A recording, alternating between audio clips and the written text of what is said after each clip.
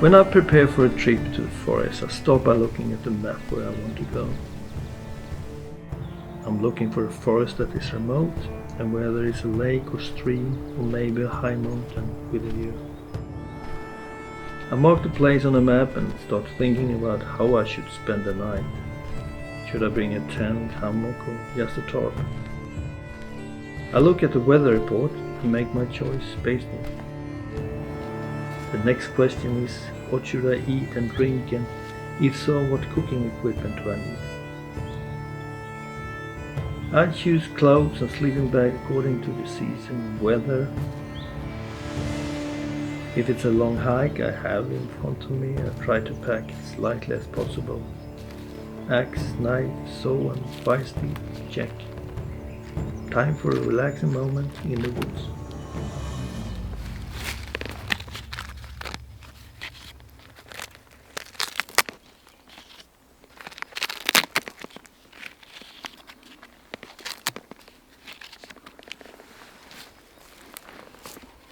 Birch bark, excellent as fire starter.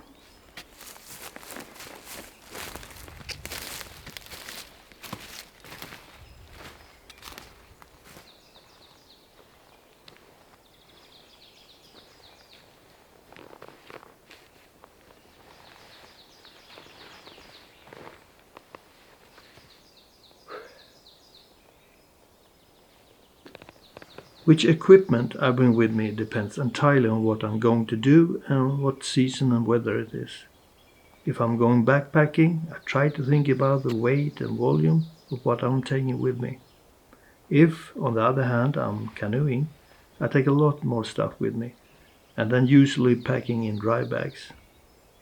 My favorite overnight equipment is the hammock. I sleep so well in it, and the dreams are always nice.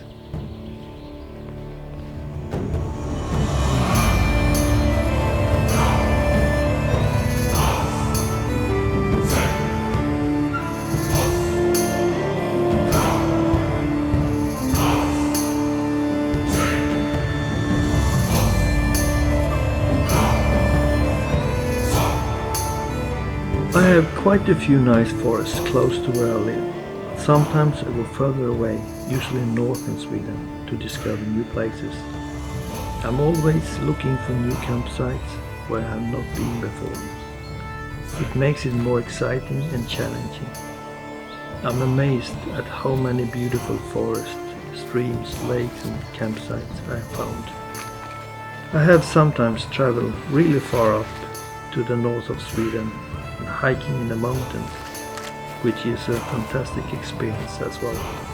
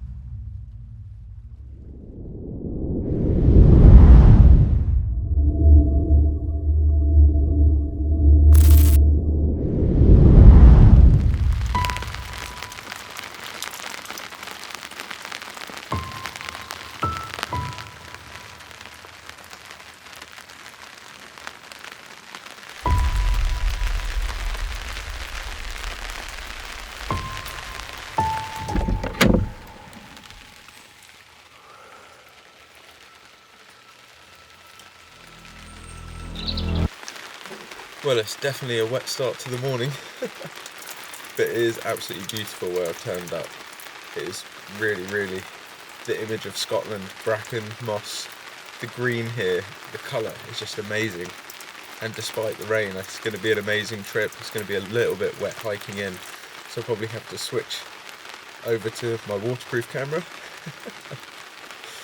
But nevertheless, it's just probably going to be a case of packing up all of my stuff in here, get my sleeping bag back into my kit, just re-evaluate everything, make sure everything's packed properly before I head off. So I will catch up with you guys very shortly.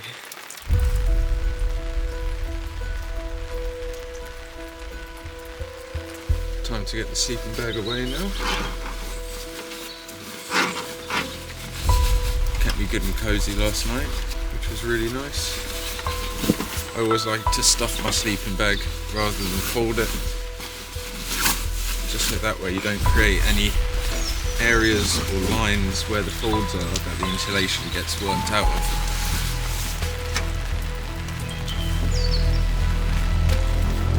So, the weather has eased up while I was getting changed, which is nice, thankfully.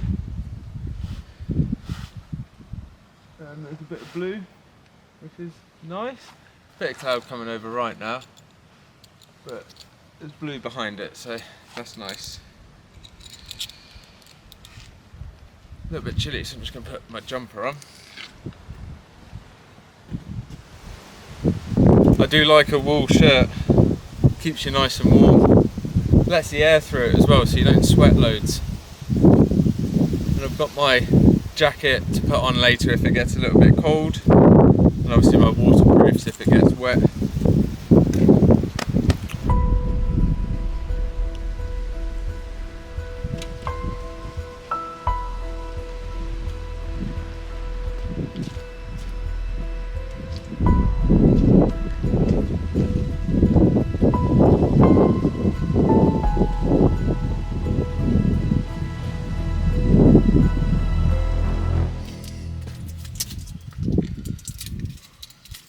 Just having a bit of a breakfast bar before heading off. I've got about 250 odd meters to walk up that direction to a really nice little memorial in this place. This area is Loch Trull, Glen Trull, and yeah, it's really famous for Robert de Bruce, who fought here against the Earl of Pembrokeshire, 350 odd men against 1500. So we'll go to his memorial. I'll show you on the map now.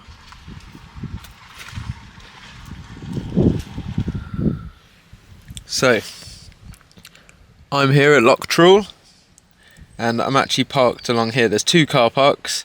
The upper one, which is right here where the P is, and the lower one, which is where I am, which is about here. So I've got about 250 meters to walk up to the upper one, and then a bit of a short walk off to De Bruce's stone, which is the memorial I was telling you about. And then I'm going to actually carry on to the Buchan Bridge, which is here, and then follow that river down, and maybe even explore that path over to that peninsula, because that's nice. It looks all the way down the loch.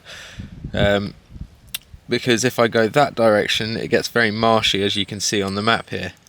So it's quite easy for me. I'm just going to follow this road and then this path, so I shouldn't lose my bearings, but I'll keep this with me just in case.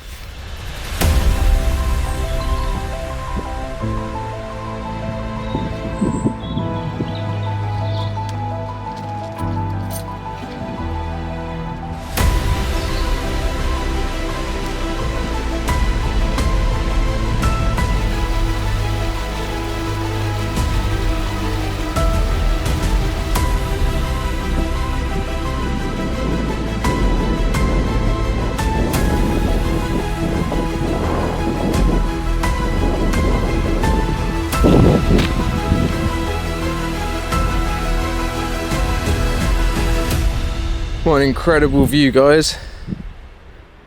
It's absolutely stunning. That's what I'm talking about. Those valleys creating all these big bodies of water, just like any other lake, of course. But it's just amazing, the sheer quantity of lochs up here in Scotland.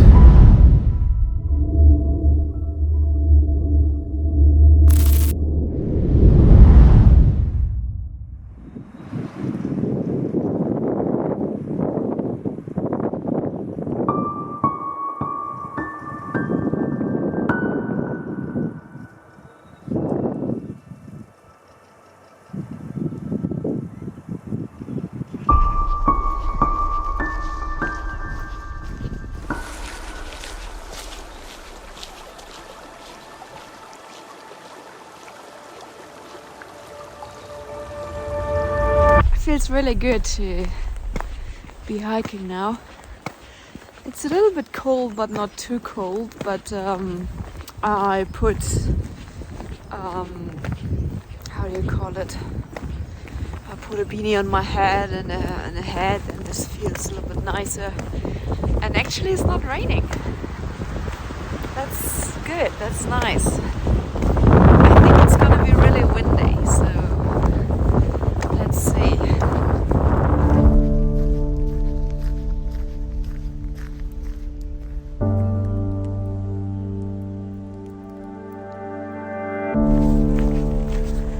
And as you can see, now the sun is actually shining.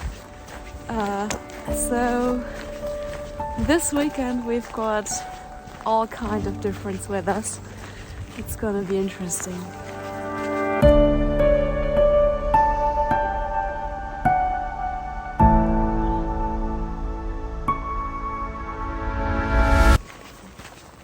Today is the 1st of April, and in Germany we've got the saying April, April, der macht was will, which means that the April just does whatever he likes regarding the weather, so he can change its mood as fast as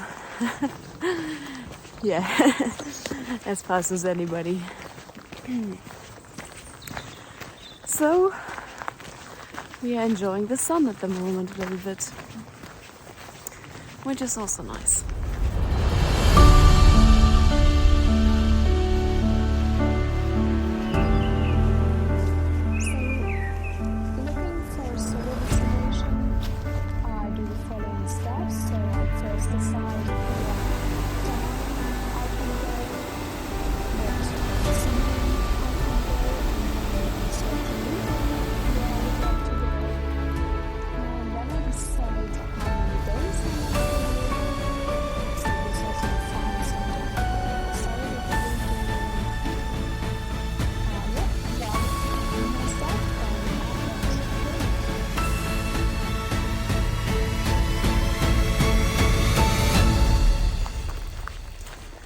Started raining again, but not really strong, just a little bit, not too much.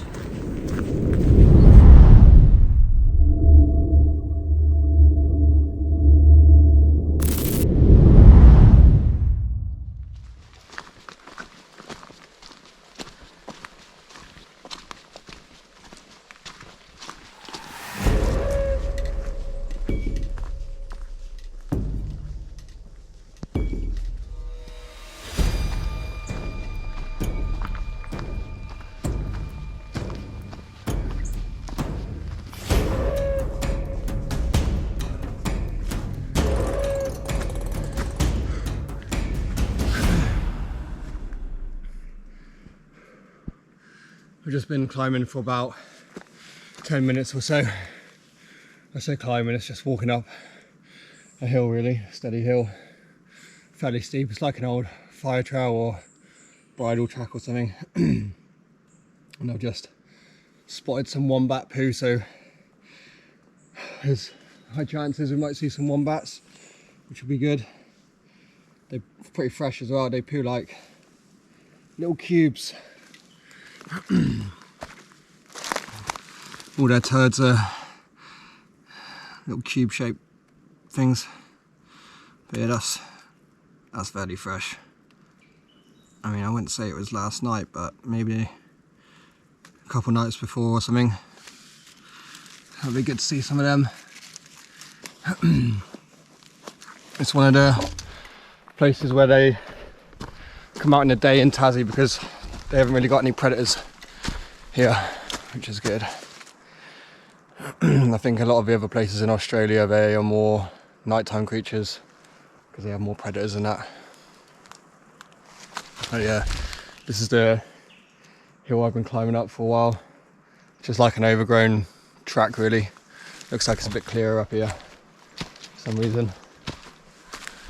Rain's holding off for a while now. It was sprinkling a little while ago, but nothing too major. I take my jacket off because it's just far too sweaty. Looks like I'm coming to a bit of a plateau now, which is nice.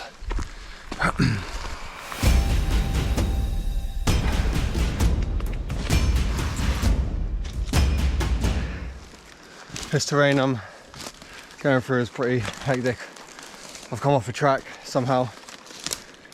It's not very clearly marked for track. There's actually no markings at all once you come off of that, like a narrow little road down where I was before.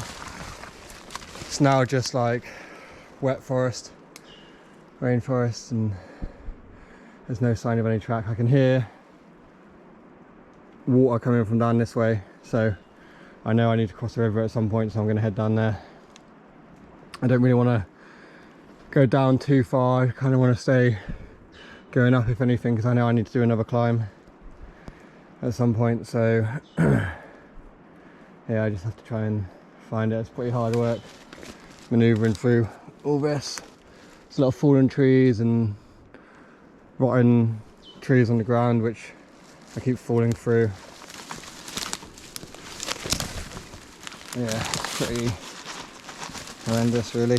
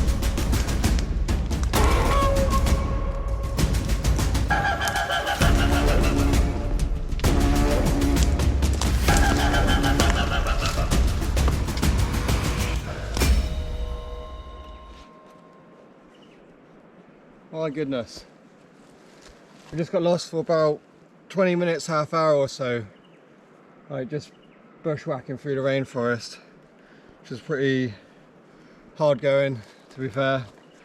Slipped quite a few times, lost my footing over and over trying to find the track. I just headed towards where I could hear water running, and now I'm back on the track, and it's clear it's a track now. But you just couldn't see it from when you're in the bush. Everything just kind of looks the same, you know. But I know I have to run. I know I have to cross the river at some point, so I just head towards there. Hope for the best, really. So it's quite clearly a track now. Just come from along here, but like right up in the bush up here.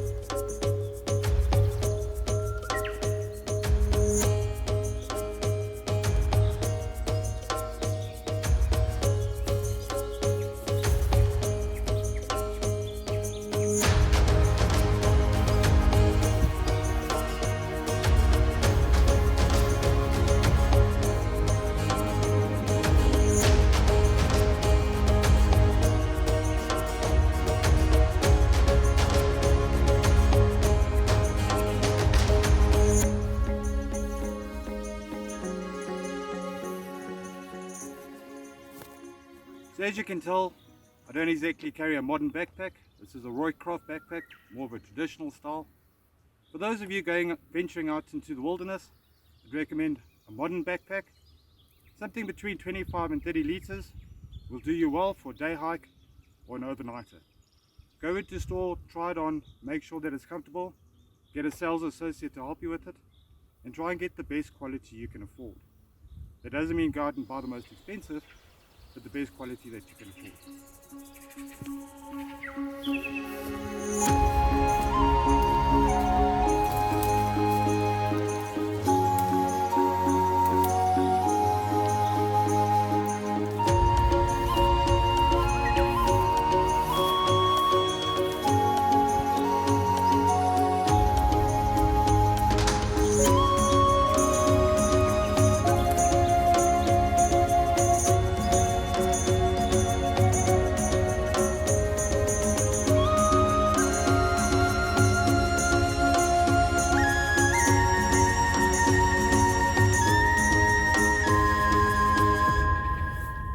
where I'm at today is in Bushcraft, close to Bushcraft Dam.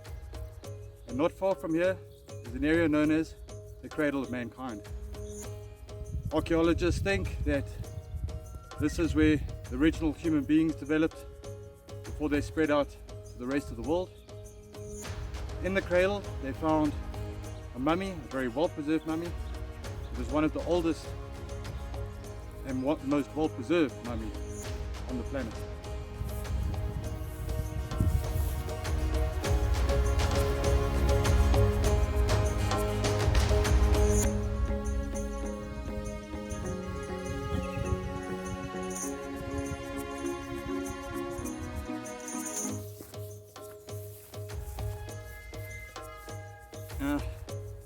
Whenever I go out into the wilderness, I always try and come out with a map and always know which way is back to the car. And one of the ways you can do that is with a compass. So from your vehicle, when you exit and you know which direction you're heading in, take a bearing, make sure you've got a good quality compass, and that way you can find your way back to the car. It's always useful to know if there's a backstop. You know, if I go a while that way, I'll eventually hit a road and that'll take me back to civilization.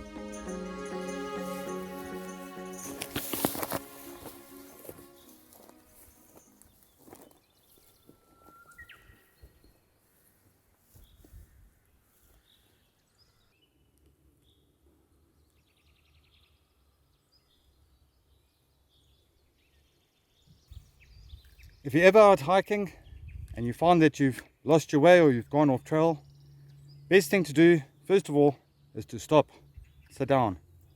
Don't run. People tend to panic because they think the trail is just around the corner and they get themselves further and further lost. Stop, have a look around, see if anything looks familiar. Try and listen for any human sounds, cars, people talking, that sort of thing. The other thing that's always useful to have with you is a good quality whistle. A whistle can travel a lot further than what the human voice can, and you can still be blowing this whistle once you screamed yourself hoarse. Always make sure you have a whistle with you. Also, before you go out on any adventure, make sure you let somebody know where you are going, how you're getting there, when you're coming back.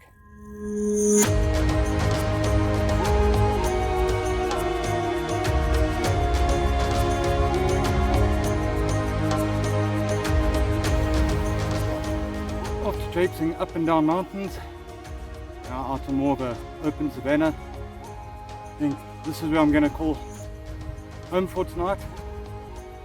Fortunately, we had a casualty. My ostrich egg water bottle, I dropped it, I was an idiot. Thankfully, I've got a backup in the pack. That's why 2 is 1 and 1 is none. This is where I'm making camp tonight. I'm going to clear out some of this grass, move some of the rocks. There's rocks everywhere here. That's why to walk for such a long distance is to find a place that's even vaguely flat. I think I finally found it. A little bit of housekeeping. We should be good for the night.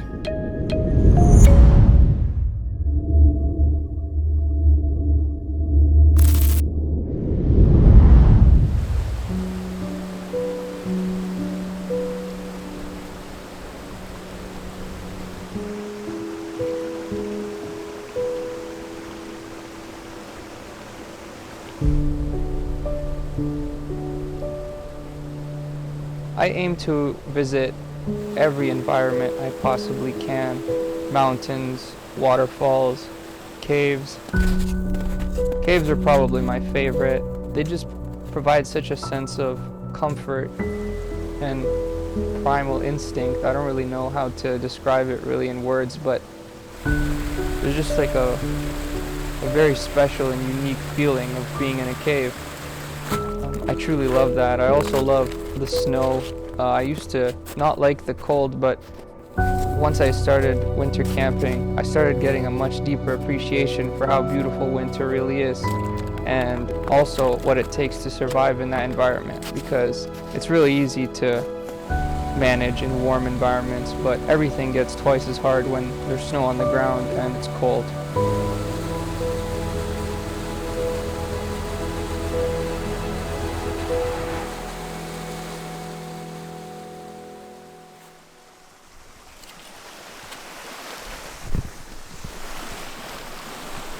So as much as I would love to stay here, this site was actually my plan B. I'm about halfway to my plan A, so I'm gonna keep making a move while the weather is nice and sunny. The rain has stopped, thankfully. According to the weather, the rain is supposed to pick back up later on, so I want to take advantage. Get across this log here. I want to take advantage of the good weather. It was not supposed to be this sunny, but I'm not complaining. Still got a decent trek to get to the original spot that I had planned. So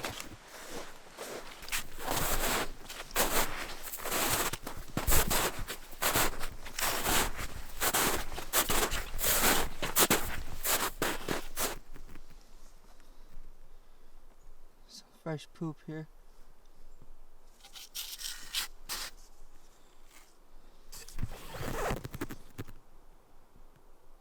Some moose poop.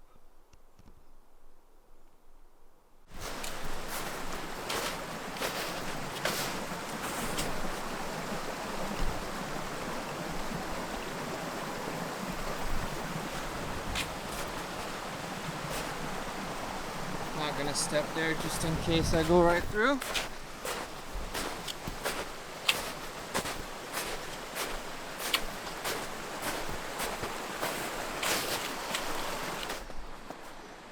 Waterfall's just back there,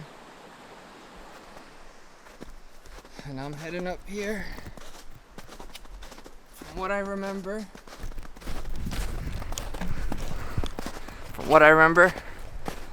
this is a hard hike. It's on extremely high elevation. It's almost all uphill, starting with right here.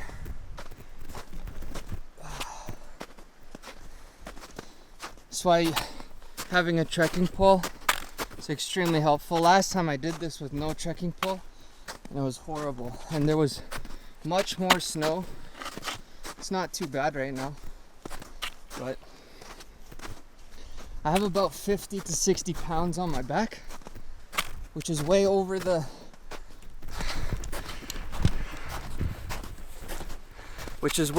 recommended limit to have on your back. I think the calculation is something like the maximum you should ever have on your back is 1/3 of your body weight. So this is definitely more than 1/3 of my body weight. But it's a beautiful day.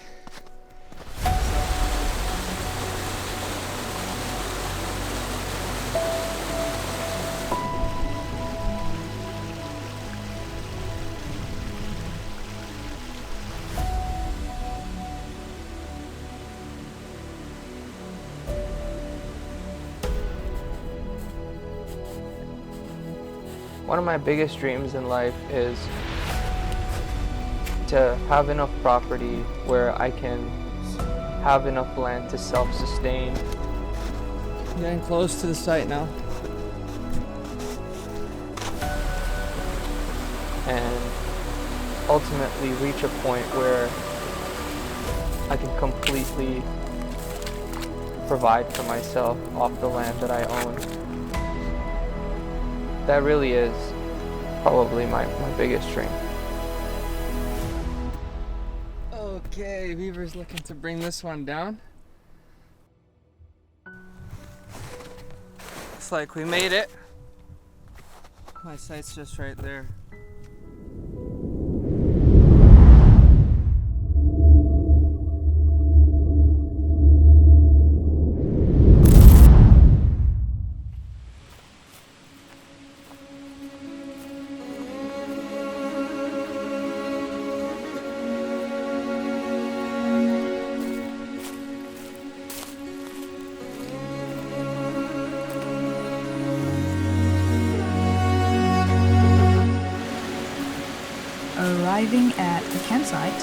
is always exciting.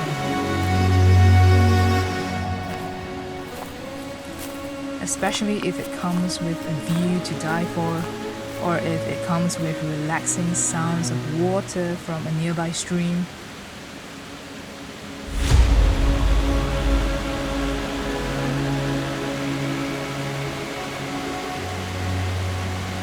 Of course, it's important to be cautious of the surroundings. So first things first, I always inspect the whole area, making sure there's no hazard or potential danger, so that I'll get a peace of mind to relax and enjoy the place. You know, pick a spot, set up camp, have a beer, and have a good time. I'm at camp. I can immediately feel the humidity in this rainforest. The temperature is not high, but it's just super humid. And lots of mosquitoes.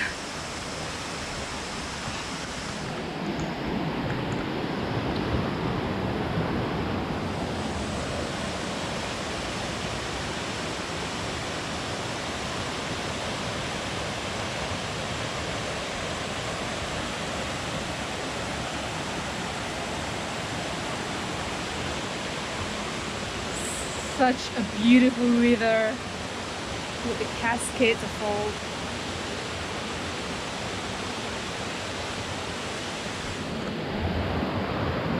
I mean, I could set up camp here, but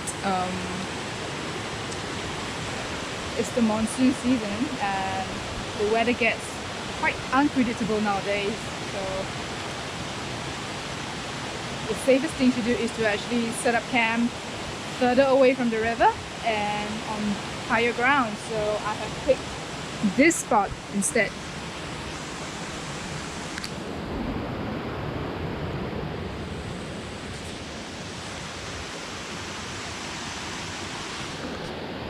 Yep, far enough from the riverbank, high enough to be safe. Perfect.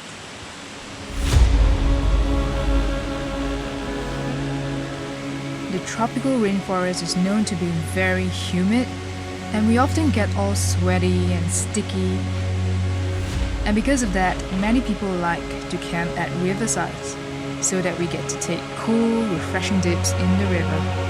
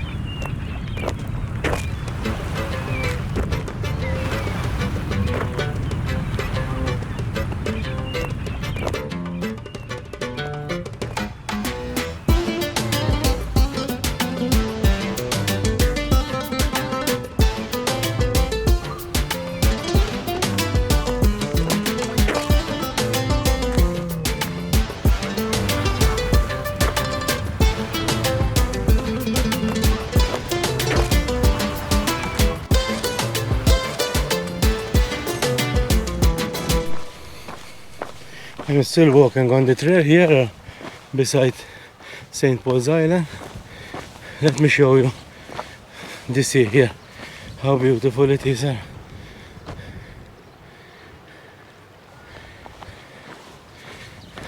And I'm feeling excited because I like putting the tent up, getting the all equipment ready, so it's part of the camping fun.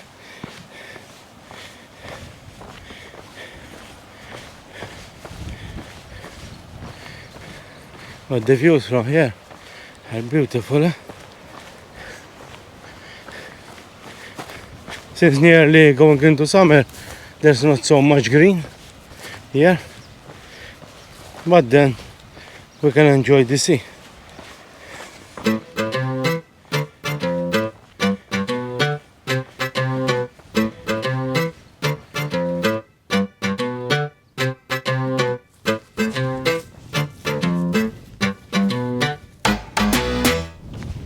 Now I nearly reached my location, and now I will start scouting for a good camp spot.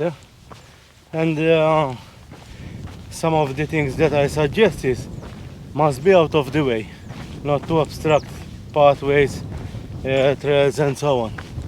Must be flat. Take care that water does not pass from there, because you end up with your tent flooded. And even how flat the area is, because if you are going downhill and your head is there, it's a problem. And especially with my tent that has an orientation to the wind, if you want to set it properly, you have to find a way that the tent is looking inside the wind. But I think there will be a very good spot with no wind and good views.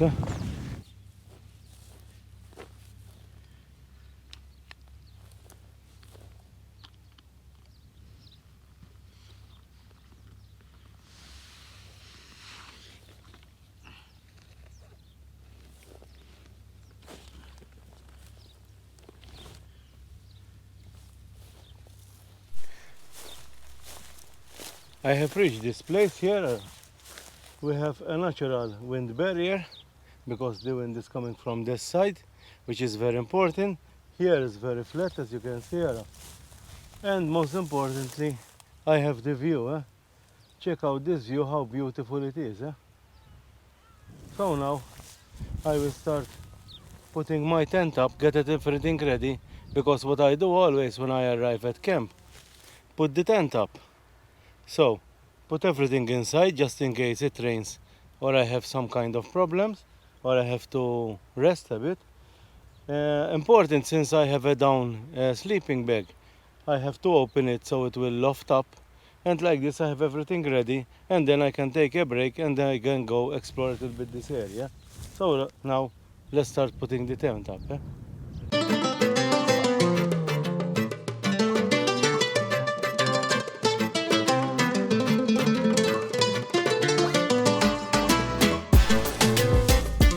Now my tent is up. It's the big Agnes. You will too.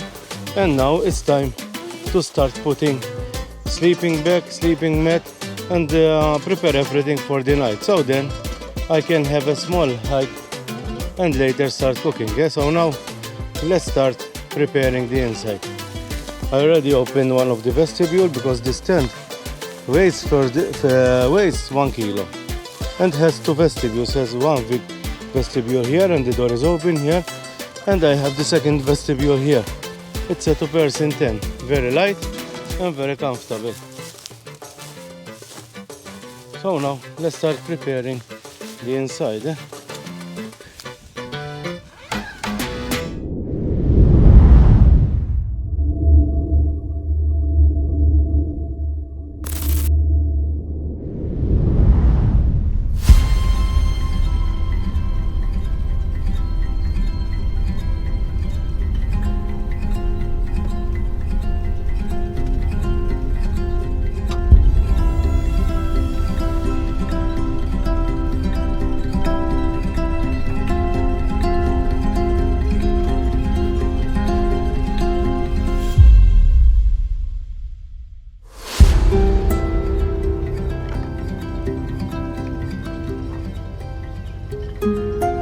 When I'm looking for a solo destination, generally I'm looking for something that I can do as a loop.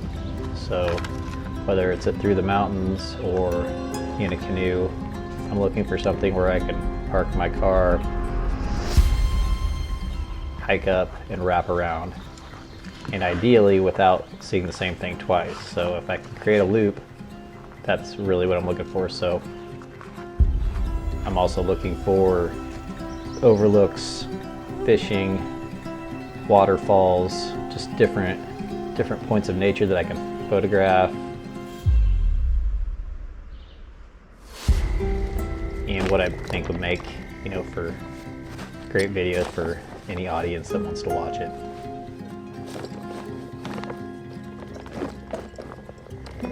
I usually start my prep and planning for a solo trip at least a couple months in advance. There's definitely a lot of things that go through your mind, but when you start planning that early,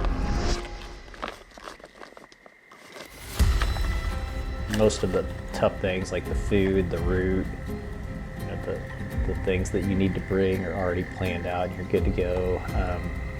Most of the places I go, especially for my big trips, you're looking at 12 to 15 hour drive for me, so I have a lot of time to cycle through my trip in my head, you know, any doubts, fears, things of that.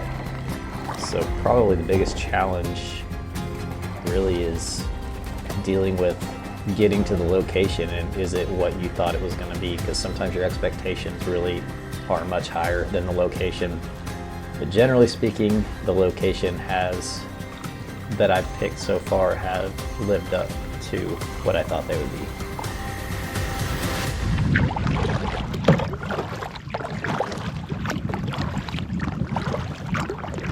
Officially heading into the primitive management area. Can't wait to get this part rolling.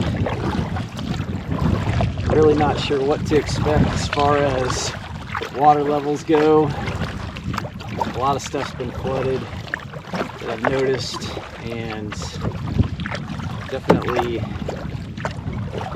have some concerns traveling up this river. But it looks like the smaller rivers have come down. It's more just the big rivers that are still really high and slowly coming back down. So I'm gonna check this out, and excited to be here and hope to get to this campsite without too much trouble. So here we go.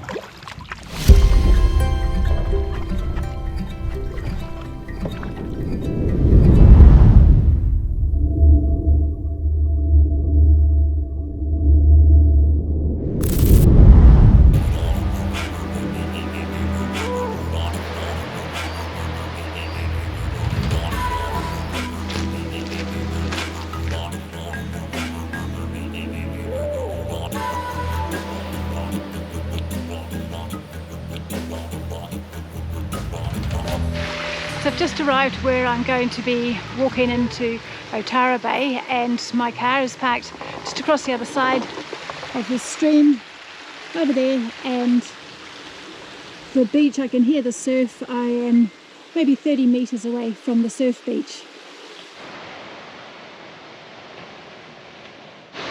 So I'm just going to go up and pay my respects to the sailor's grave. So this sailor lost his life here a long time ago. So his name, I think it says Will Simpson, and he was 22 years old, and he was a seaman belonging to HMS Tortoise, and he was drowned in the surf at what's now known as Sailor's Grave. So the Sailor's Grave has been here since 1885, and that's when Will Simpson drowned here at the beach.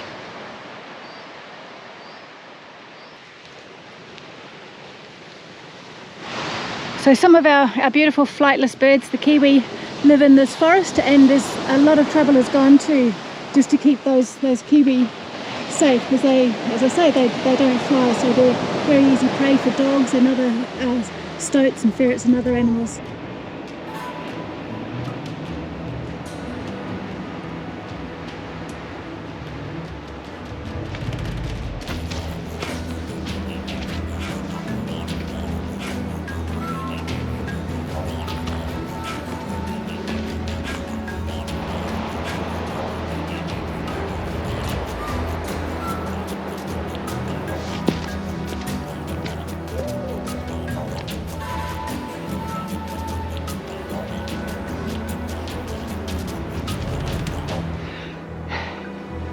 So just walking through an area of regenerating native forest, and this whole area was milled for kauri back in the 19th century, kauri trees, and they're milled because of their exceptionally tall trees and lack of limbs on the lower part of the tree. And now it's just regenerating native forest. and a lot of plantings going on in here, and plantings of kauri.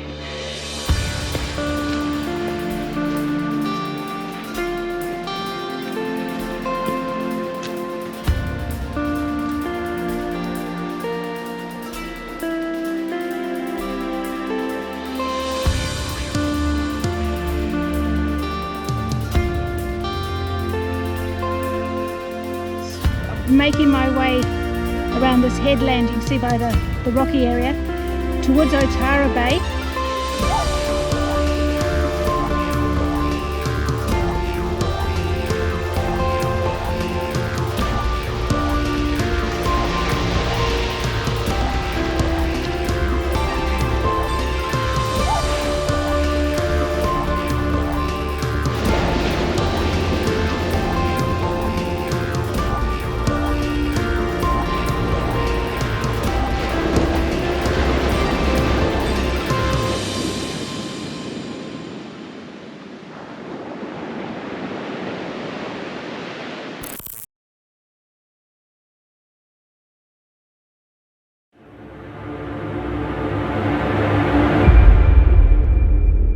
Perfect for the pan.